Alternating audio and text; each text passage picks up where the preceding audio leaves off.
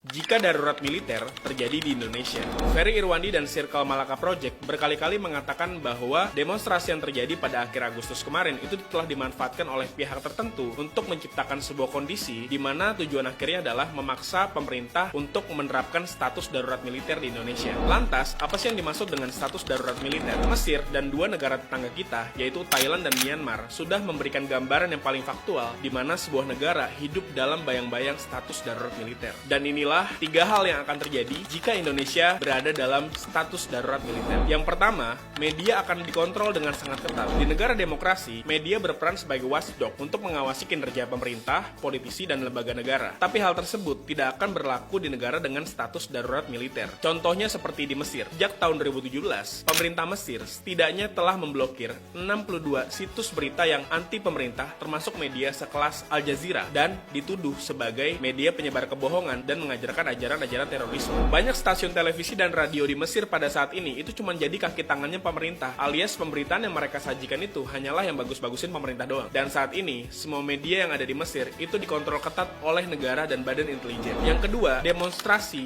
dan hak untuk berorganisasi akan dibatasi. Hak menyuarakan pendapat dan berorganisasi itu dijamin dalam negara demokrasi. Tapi hal tersebut tidak berlaku dalam negara yang sedang berada dalam situasi darurat militer. Sebagai contoh, yang pernah terjadi di Thailand. Protes mahasiswa di Thailand yang terjadi pada tahun 2021 dan 2022 itu ditanggapi represif oleh negara. Pelajar dan mahasiswa yang saat itu mengadakan demonstrasi justru ditanggapi dengan kekerasan. Banyak aktivis di Thailand yang ditangkap karena tuduhan telah menghasut, melanggar keamanan, bahkan dituduh telah menghina kerajaan. Dan di Myanmar, National League for Democracy atau partai politik yang didirikan oleh Aung San Suu Kyi sebagai perwakilan sipil itu juga dilarang berdiri karena dianggap kontra dengan pemerintah Myanmar yang memang diduduki oleh militer. Yang ketiga, militer bisa berkuasa selamanya. Pada tahun 2021, militer Myanmar menggulingkan pemerintahan sipil yang sebenarnya terpilih secara demokratis. Pemerintahan sipil dibubarkan, parlemen ditutup, dan kekuasaan diambil alih oleh militer. Setelah melakukan kudeta, militer itu berjanji kepada rakyat Myanmar bahwa mereka akan mengadakan pemilu 1-2 tahun mendatang. Tapi realitanya, pemilu di Myanmar itu terus diundur dengan alasan situasi sedang tidak kondusif. Dan sampai hari ini, Myanmar tidak lagi mengadakan pemilu, dan Myanmar terus berada dalam status darurat militer di bawah pemerintahan militer yang saat ini berkuasa. Rakyat di Myanmar itu coba memprotes hal tersebut, tetapi menurut laporan PBB pada tahun 2022, orang-orang yang memprotes dan kontra pemerintah itu akhirnya ditindak secara represif, bahkan lebih dari 2.000 warga sipil tewas pada saat mereka melakukan protes terhadap pemerintahan militer. Itulah tiga hal